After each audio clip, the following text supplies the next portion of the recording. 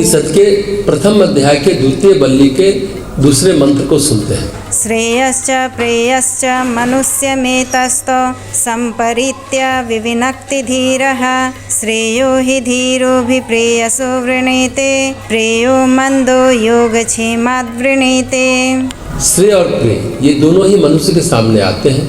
बुद्धिमान मनुष्य उन दोनों के स्वरूप पर भली भांति विचार करके उनको पृथक पृथक समझ लेता है और वह श्रेष्ठ बुद्धि मनुष्य परम कल्याण के साधन को ही भोग साधन की अपेक्षा श्रेष्ठ समझकर ग्रहण करता है, परंतु मंद बुद्धि वाला मनुष्य लौकिक योगक्षेम की इच्छा से भोगों के साधन रूप प्रेय को अपनाता है। पिछले श्लोक में दो बातें कही गई थी। प्रेय को जो अपनाता है वो क्या करता है और जो श्रेय को अपनाता है वो क्या करता है। प्रेय को अपनाने वाला लौकिक कल्याण का भागीदार होता है, जो लौकिक इच्छा है, जो लौकिक साधन है, जो भोग सुख है उसको पाता है, और जो श्रेय को अपनाता है उसको अलौकिक सुख की प्राप्ति होती है। गीता प्रेस की व्याख्या कहती है कि अधिकांश मनुष्य तो पुनर्जन्म में विश्वास न होने के कारण इस विषय में विचार ही नहीं करते। वे भोगों में आसक्त होकर अपने देव दुर्लभ मनुष्य जीवन को पशुवत भोगों के भोगने में ही समाप्त कर देते हैं, किंतु जिनका पुनर्जन्म में और परलोक में विश्वास है उन विचारशील मनुष्य के सामने जब भी श्रेय और प्रेय दोनों आते हैं तब वे इन दोनों के गुण दोषों पर विचार करके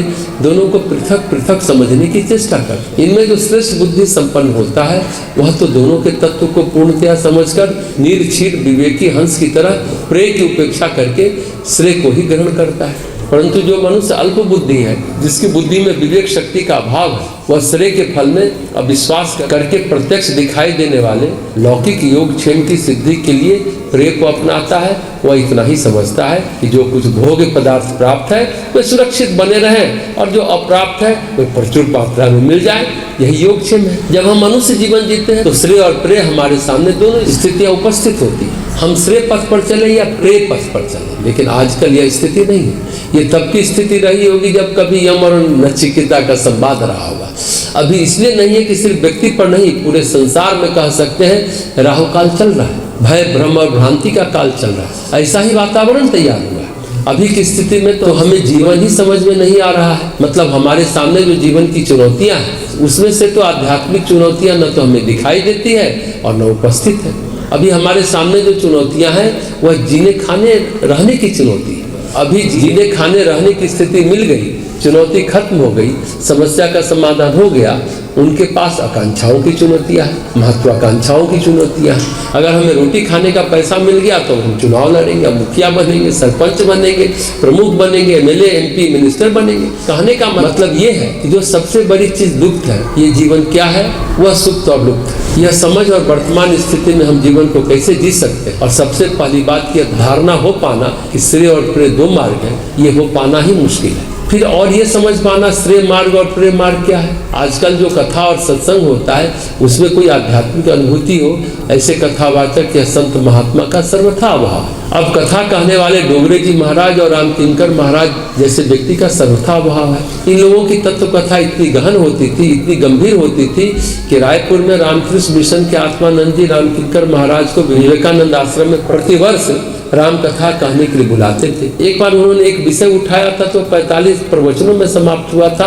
और वह विषय था मानस रोग। कहने का मतलब यह है कि वो बात अब रही नहीं कथाओं में। राम भगवान की शादी हो रही है तो सब लोग न्यौछावर लेकर आना, दुल्हन को मुंह दिखाई देनी है और उसे पंडित जी ले लेंगे। कहने का मतलब है अब जो आयोजन होते हैं और जो बातें होती हैं उनमें जीवन की समझ नहीं पैदा हो पाती, और गूढ़ गंभीर बातें कोई सुनता भी नहीं। उपनिषदों पर अखंडानंद जी महाराज बोलते थे तो सब सुनने वाले भी मिल जाते, अब न सुनने वाले मिलते हैं न बोलने वाले मिलते हैं। अब वो बात रही नहीं। अब इस कली काल में कोशिश की गई है युगानुकूल व्याख्या करके कि लोग इस जीवन की आपाधापी में श्रेय मार्ग और प्रेय मार्ग को जाने, श्रेय को समझे। और अब की स्थिति में हमें ये समझना पड़ेगा कि श्रेय क्या है और प्रेय क्या है। प्रेय के पर्दे के नीचे श्रेय छुपा है। बीते हुए कल की बात हो या आज की बात या फिर आने वाले कल की बात हो, पहले हमें ये भली भांति समझना होगा कि कर्म का फल अकाट्य, प्रकृति का संविधान कर्मफल विधान है। उपनिषद की ये बातें बहुत पुरानी बातें हैं, पर आज भी यह जीवन का समाधान है, समाधान विधान यह है कि सबसे पहले आपके कर्मों का क्षय हो,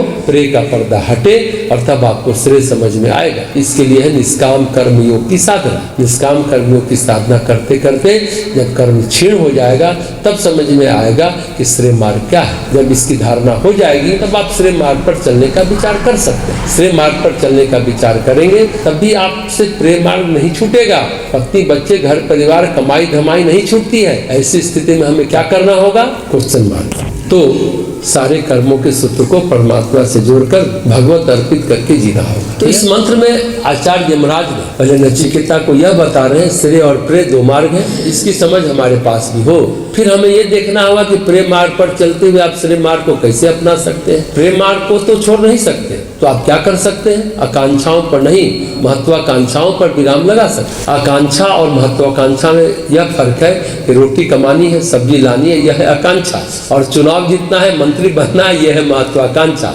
या हमें प्रसिद्धि पानी है, या हमें यश पाना है, हमारा नाम अखबार में निकलना चाहिए, यह है महत्वाकांक्षा। महत्वपूर्ण बनने की आकांक्षा महत्वाकांक्षा हो, लेकिन जीवन यापन करने के लिए आकांक्षा जरूरी है। तो इस तरह से श्रेय और प्रेय के विवेचन को समझना होगा। इन दिनों प्रेय को करते हुए निष्काम भाव से कर्म करते हुए आप श्रेय पथ पर चल सकते हैं। इन दिनों जन सामान्य के लिए निष्काम मार्ग ही एकमात्र मार्ग है जिस पर हर कोई चल सकता है। आज न महात्माओं में कोई महात्मा है और न साधुओं में कोई साधु है, इसलिए आज के युग में निष्काम कर्म ही युग धर्म है। आज न कोई वन है और न कोई आश्रम है, इसलिए कहीं आना जाना नहीं है। अपने अंदर वन और आश्रम पैदा कर लेना है। हृदय क्षेत्र को प्रकाशित करने की कोशिश करते रहना है, ताकि भावना नहीं, भावना तो सही चीज है, भावुकता के आवेग को घुसने नहीं देना है। आज तो मस्तिष्क के क्षेत्र में राहु घुसा बैठा है। बुद्धि तो हमेशा भ्रम भ्रांति ही पैदा करती है, इसलिए किसी की कही सुनी हुई बातों को भले बुद्धि से जांचे परखे, पर हृदय के प्रकाश में यानी प्रज्ञा के प्रकाश में उसे देखने की कोशिश अवश्य करें। अंधेरे में बस अनुमान लगा सकते हैं, तर्क कर सकते हैं,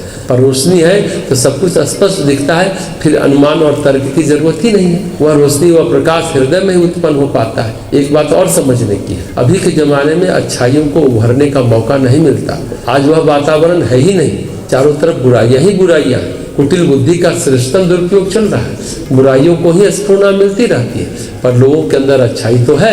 कहीं से कोई स्फूर्णा जगती है, कहीं कोई अच्छी बात सुनने को मिलती है तो वह विभोर हो जाता है, उसके अंदर का अच्छा इंसान जाग जाता है। फिर वह श्रेय और प्रेय के अंतर को समझने लगता है। इसलिए जहाँ है वहीं स्वाध्याय करे, यानी स्व का अध्ययन करते चले और अच्छे विचारों का, सत्य विचारों का संग करे, यानी सत्संग करे। अच्छी पुस्तकें पढ़ें, शास्त्रों की युगानुकूल व्याख्या पढ़ें, सुने, देखें। अच्छे लोगों का संग करें, जो आज के समय में बहुत ही दुर्लभ बात। परमात्मा की प्राप्ति के साधन रूप श्रेय की प्रशंसा करके अब यमराज साधारण मनुष्य से नचिकेता की विशेषता दिखलाते हुए उसके वैराग्य की प्रशंसा कर